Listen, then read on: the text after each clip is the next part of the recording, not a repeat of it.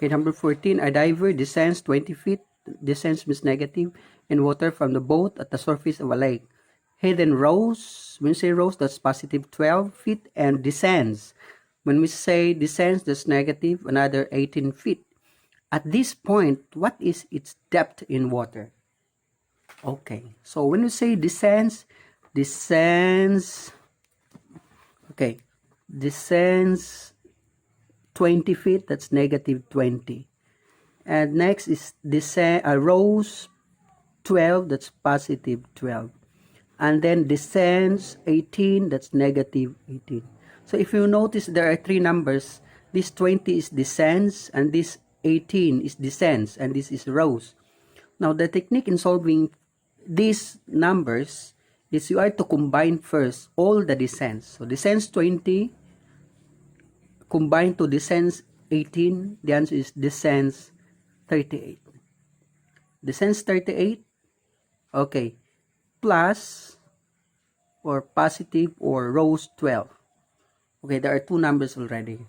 Now, to answer this one, you are to break down 38 because this number has the greater absolute value, and one of its breakdown is the opposite of 12, which is negative 12. So, this is positive 12, its opposite is negative 12. Okay, now, what is lacking to 12 to get negative 38? What is lacking to 12 to get 38? It's 26. That's negative 26. So, the breakdown of negative 38 is negative 26 plus negative 12. That's 38. Okay, plus 12. Therefore, we could cancel out the two opposites, which is negative 12, cancel to positive 12. So, the remaining is negative 26, and this is the answer. So, this is 26 feet below sea level. What is the answer? 26 feet below sea level.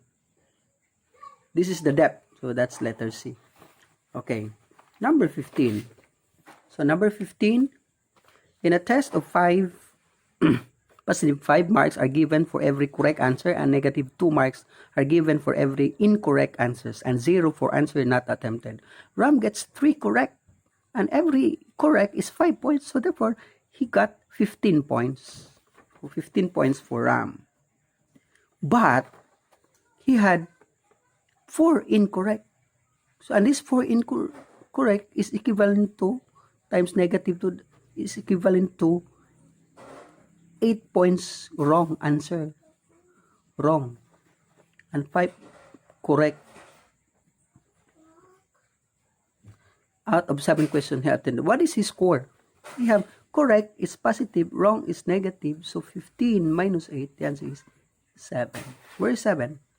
Here is 7. Okay. So, what's in? Stand from where you are now. It's up. This is individual activity. Let's proceed to what's new. Okay, what's new? Using the number line, determine each of the following items below. Mark the integers on the number line. So, when we say negative 2 is here. So, positive 7 is here. And negative 5 is here. This is negative 5. And 1 is here. Okay. Next, number 2, 9. Positive 9 is here. Then negative 4. Then number 3, positive 3. Then negative 8. Negative 8 here. Answer the question using the number line. 2 units to the left of 3 is. So locate 3. Where's 3? Here. It's left. Here. 2 units. 1, 2. So the answer is 1. 6 units to the right of negative 1. So where's negative 1? So negative 1 is here. 6 units to the right. To the right. Here. Going here. 1, 2, 3, 4, 5, 6. That's 5. Positive 5. Okay. Now, 4 units to the left of negative 4. Locate negative 4. So, this is negative 4. 4 units to the left. 1, 2, 3, 4. So the answer is negative 8. Okay, next, number 3. 3 units to the right of 7. Locate 7. 3 units to the right. 1, 2, 3. It's positive 10. And 1 unit to the left of 10 is, locate 10 here. 1 unit to the left is 9. Okay, 5 units to the right of negative 6. 5 units to the right of negative 6. That's negative 6. 5 units to the right, that's 1, 2, 3, 4, 5. That's negative 1. 8 units to the left of 5. So to the left of 5, this is 5, 8 units to the left of 5. 1, 2, 3, 4, 5, 6, 7, 8. That's negative 3. Negative 3. So next page.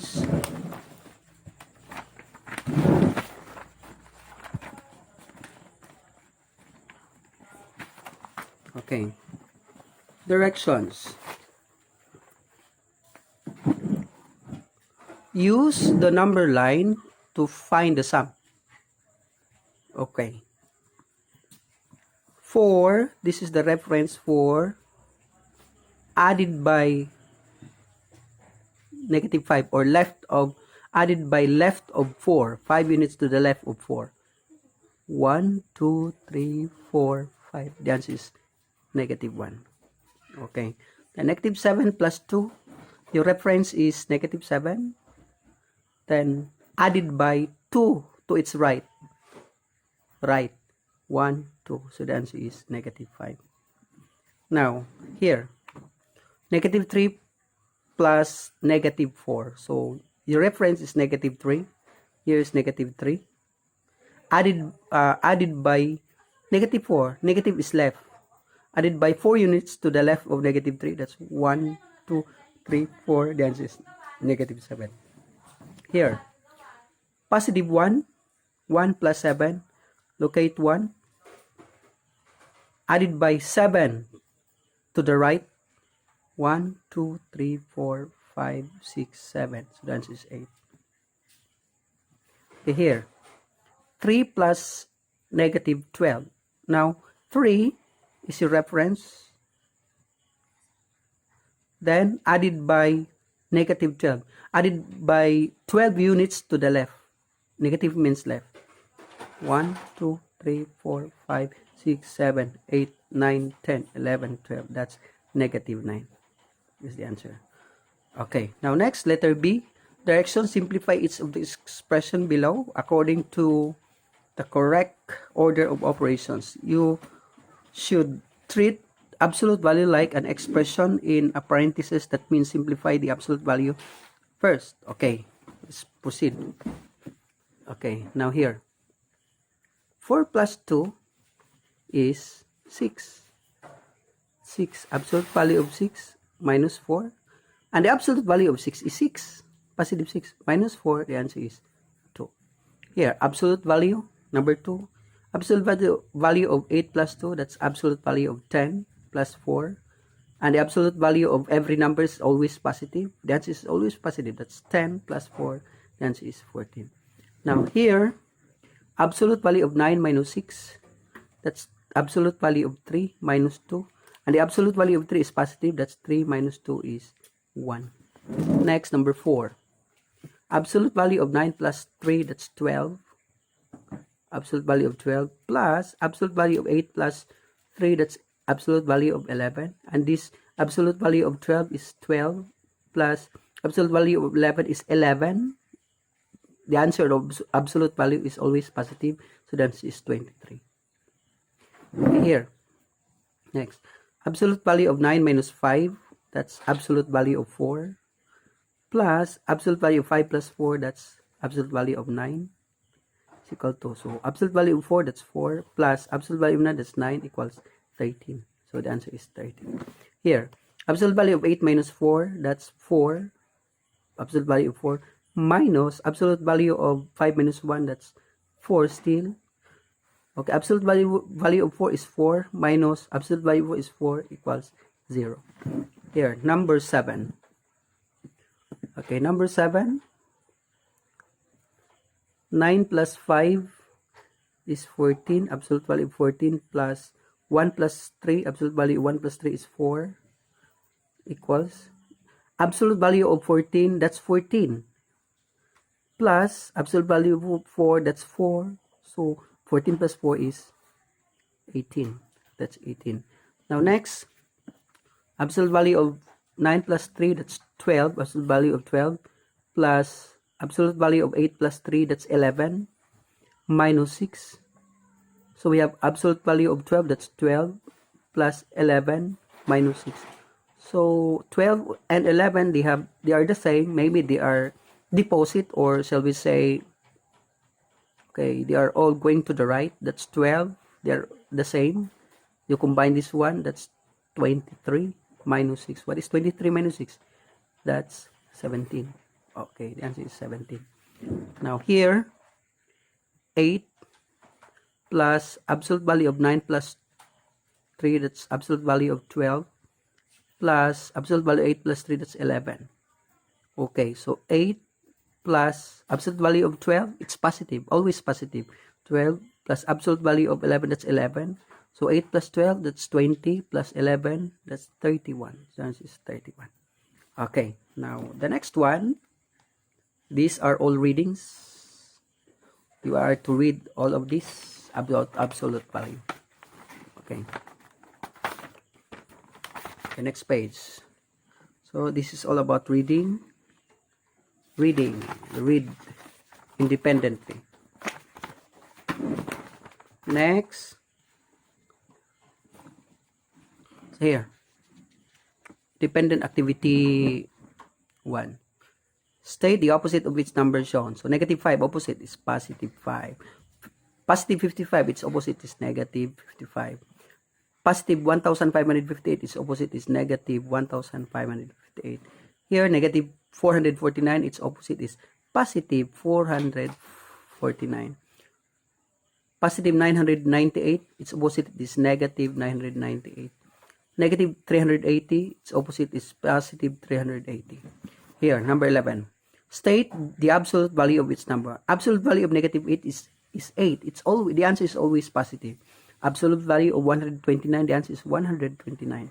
Absolute value of negative 98, the answer is 98. Absolute value of 88, the answer is 88. Okay. Circle the correct answer.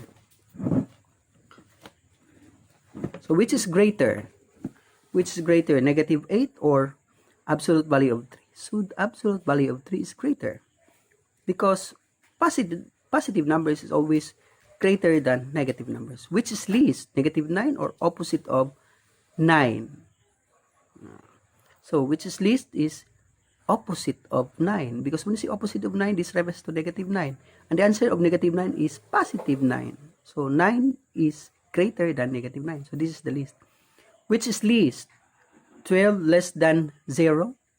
12 less than 0, that's 12 less than 0, that's negative 12. And the opposite of 15, the opposite of positive 15, that's negative 15. So therefore, which is least? The opposite of 15. Next, which is least? Absolute value of 99, the answer for this is 99. And absolute value of 102, the answer is 102. Which is least? So the answer is 9, absolute value of negative 99. Which is greater? Absolute value of negative 8 or absolute value of 9? So absolute value of negative 8, the answer is 8. Absolute value of 9 is 9. Which is greater? So absolute value of 9. Okay, next page. Okay, independent assessment. Independent assessment. So compare using these following symbols. Absolute value of negative 25, that's 25. And absolute value of 19. The answer is greater than. Okay, opposite of negative 18. Opposite of negative 18 is positive 18. Absolute value of 18 is 18. The answer is equal. The opposite of 11, that's negative 11. And opposite of 14, that's negative 14. And the answer is negative 11 is greater than negative 14. Absolute value of 40, that's positive 40.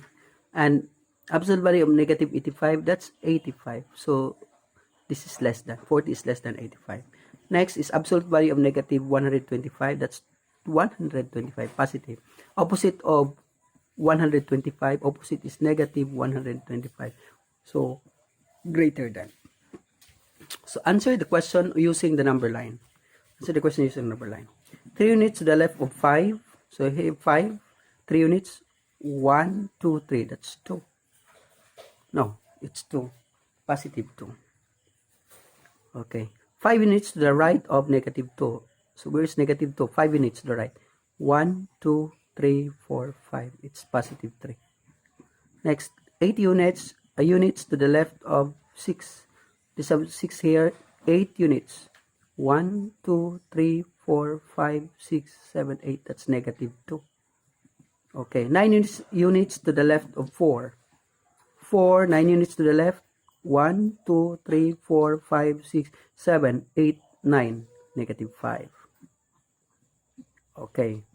2 units to the left of negative 3. Negative 3, 2 units to the left. 1, 2. It's negative 5. Okay. Write the integer for each of the following. Move 3 units backward. That's negative 3. An increase of 20 pesos. That's positive 20. A deficit of 60 pesos. That's negative 60. Spending of 100,000 a week. It's negative 1,000. Ascend 250 feet. That's positive 250. Okay. Independent activity 2. So let's have here. Use the number line to find the sum of each of the given integer. 2 plus 9 is 2 plus 9. The answer is 11. Negative 3 plus 6, the answer is positive 3. Okay, 4 plus negative 3 is 1. Positive 1. Negative 1 plus negative 7, that's negative 8. Negative 5 plus 9 is positive 4. Negative 11 plus 9, that's negative 2. Why? 2 plus 9. The reference is 2. Then plus 9. So when you say positive, going to the right. So 2, then 9 units to the right of 2. That's 1, 2, 3, 4, 5, 6, 7, 8, 9. So 11 is the answer. Then negative 3 plus 6, your reference is negative 3. Then move 6 units to its right. 1, 2, 3, 4, 5, 6. The answer is 3. Positive 3. 4 plus negative 3. Your reference is 4. Then negative 3 is going to the left. So 3 units to the left of 4. 1, 2, 3. That's positive 1. Okay, next. Negative 1 plus negative 7. So you have negative 1 added by its left. 7 units to the left of negative 1. 1, 2, 3, 4, 5, 6, 7. It's negative 8. Negative 8. Negative 5 plus 9. So you have here negative 5. And number 9 units to the right of negative 5. 1, 2, 3, 4, 5, 6, 7, 8, 9. The answer is positive 4. Positive 4. Negative 11 plus 9. Your reference is negative 11. And 9 units to its right. 1, 2, no? 1, 2, 3, 4, 5, 6, 7, 8, 9. It's negative 2 is the answer. Okay, use the number line to find the difference of each of the following integer. Okay, 4. Your reference is 4. Then 2 units to its left. 1, 2. The answer is positive 2. Okay. So here, actually, for this, the answer for this is 8. Positive 8. Here, the answer is negative 7. Here, the answer is negative 1. Here, the answer is 4. Positive 4. Here, the answer is negative 5. Why? When you will be subtracting, you are to follow the rule in subtraction. Change the sign of the subtrahend and proceed to addition. Let's have 5. Okay, here. Let's have 5 minus negative 3. Okay. So this is our subtrahend. This is our minuend. And this is the operation subtraction. So this is subtrahend rule of subtraction. Change the sign of the subtrahend. So negative becomes positive 3. And proceed to addition. Subtraction becomes addition. Then 5. So they are all going to the right. So 5 5, then 3 units to the right of 5, that's 8, positive 8 here. Okay, negative 2 minus 5, we have here subtraction. Subtraction becomes addition, and this is positive, becomes negative 5. And negative 2, bring down. They are all the same sign, which is negative. And we could associate this one as withdrawal and deposit. So for example, you have a piggy bank. Okay, negative 2. So you withdraw negative 2 from your piggy bank, and again you withdraw negative 5 from your piggy bank. How much did you withdraw? All in all, it's you withdraw 7. So the answer is negative 7. Negative 7 is here. Okay, here 7 minus 8. So the operation minus becomes plus, and this is positive, becomes negative 8. So 7. Okay, for example, still piggy bank. You put 7 on your piggy bank, you deposit 7, then you withdraw 8. How much money do you have? You don't have money anymore. So to answer this, so you are to break down 8 because this is a greater absolute value. One of its breakdown is the opposite of 7, which is negative 7, plus what is lacking to 7 to get 8? It's 1, so negative 1. Because they are all negative, because negative 8 is negative. So plus 7. So you could cancel out 7. The answer is negative 1. Okay, so much for that. So next. Okay, next. Independent activity 2. Find the sum and difference. So Mount Everest, the highest elevation in Asia, is 29,028 feet above sea level. The Dead Sea, the lowest elevation is 1,312 feet below sea level. When you say above sea level, that's positive. And this is below sea level, that's negative. What is the difference between these two elevations? So what is the difference? When you say difference, that is subtraction. Okay, so you subtract the two. So 29,028 minus negative 1,312. Okay, now again 1,312. Again, this is our subtrahend, this is our minuend. And the rule of subtraction is that change the sign of the subtrahend and proceed to addition. So this is the subtrahend, this is negative, becomes positive, 1,312. And this subtraction becomes addition. So this bring down 29,028. So you add. So 29,028 added by 13,012. 1,012. 1,312. 1,312. That is 10, 1, 4, that's 3. 9 plus 1 is 10, 1, 3. 3,340. Is there any 3,340? No, 30,340. Yes, there is letter B. Okay. Number 2. We have number 2. A submarine was situated 800 feet below sea level. That's negative. Below is negative. It ascends. That's positive. 250 feet. What is its new position? Okay. So 800 feet. So we have here 800, negative 800, then positive 250. Okay. We will apply the addition of integers. What number shall we break down? So it is 800 because this is greater absolute value than 250. So one of its breakdown is the opposite of 250, which is negative 250. And obviously the breakdown of negative 800 should also be negative. So 250, what is lacking? It's 550. Okay. So, here, the two negatives breakdown of 800 is negative 550 and negative 250. Plus, copy 250. Then you could cancel out this one. So, the answer is negative 550. So, the answer for number 2 is 550 below sea level. This is below sea level. Feet below sea level. Here. Below sea level. Okay, number 3. The Punic Wars began in 264 BC and ended in 146 BC. How long did the Punic Wars last? So comparison is the operation of comparison is subtraction.